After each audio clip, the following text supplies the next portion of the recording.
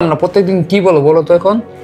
আরে বাচ্চার কান্নার সাউন্ড শুনতে পাইতেছো না? কখন থেকে বলতাছি বাচ্চার কান্নার আওয়াজ তুমি কই থেকে শুনতেছো? তো রাত বাজে কয়টা এখন? আড়াইটার উপরে কয়টা বাজে? 2:47 বাজে। 2:47 এত রাতের বেলা কোন বাচ্চা কান্না করবে? আরে ওই যে সিঁড়ির পাশ থেকে মনে হইতাছে ওখান থেকে সাউন্ড আসতেছে বাচ্চা কান্না করার। বুঝলাম না প্রত্যেকদিন তুমি হচ্ছে যে একটু বলো যে সাউন্ড আসতেছিল অনেক জোরে জোরে, তুমি শুনো নাই?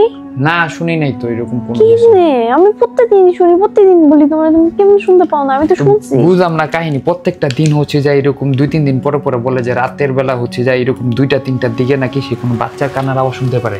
মানে এই জন্য মূলত হচ্ছে যে আজকে মানে আমি উঠবো, আজকে দেখবো। আসো এদিকে আসো, এদিকে আসো, উঠো উঠো উঠো, এদিকে আসো, আমার সাথে আসো, উঠো এদিকে আসো।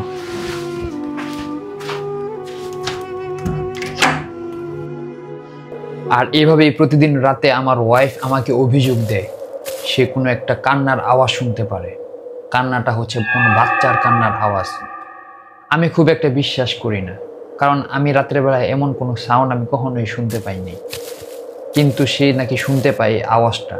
আর এই আওয়াজটা আসে মূলত হচ্ছে যায় সিঁড়ির পাশ থেকে। আমাদের বেডরুমের আগে হচ্ছে যে আরও 2টা রুম রয়েছে, সেই রুমের আগে হচ্ছে মেইন গেট আর তার পাশেই সিঁড়ি। সিঁড়িটা মূলত ঘুটঘুটে অন্ধকার থাকে, সেখানে ওই রকম লাইটের কোনো ব্যবস্থা নাই, যার কারণে এই জায়গাটা হয়ে যায় অনেকটা ভয়ঙ্কর, অনেকটা ভয়ানকই বটে।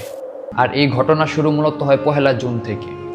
1 জুনে আমরা বের হয়েছিলাম উত্তরা দিয়াবাড়িতে ঘুরতে।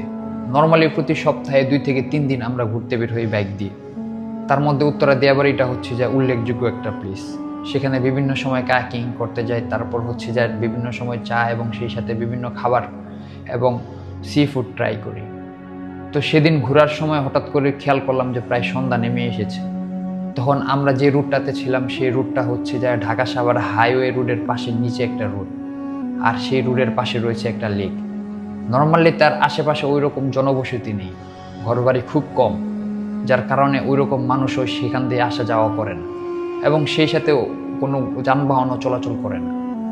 আর সেদিন যখন বাইক চালাচ্ছিলাম তখন প্রস্রাবে হঠাৎ করে খুব চাপ দেয়, আর প্রস্রাবের চাপ নিয়ে বাইক চালানোটা অনেক বেশি অস্বস্তিকর, যার জন্য আমি রোডের পাশে একটা জায়গায় বাইকটাকে রেখে আমি গিয়েছিলাম একটা গাছের নিচে প্রস্রাব করতে। আর সেটাই করছিলাম সব থেকে বড় ভুল।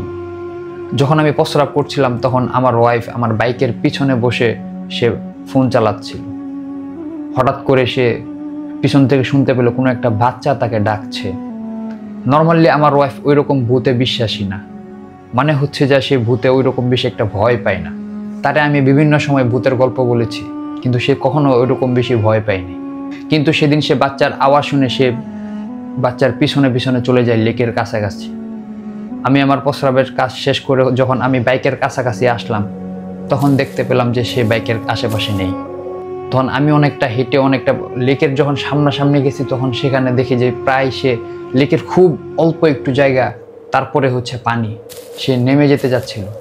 পিছন থেকে আমি যখন তাকে ডাক দিলাম, মাওয়া, এই মাওয়া, তখনই সে আমার দিকে যখন তাকালো আমি তখন দেখতে পেলাম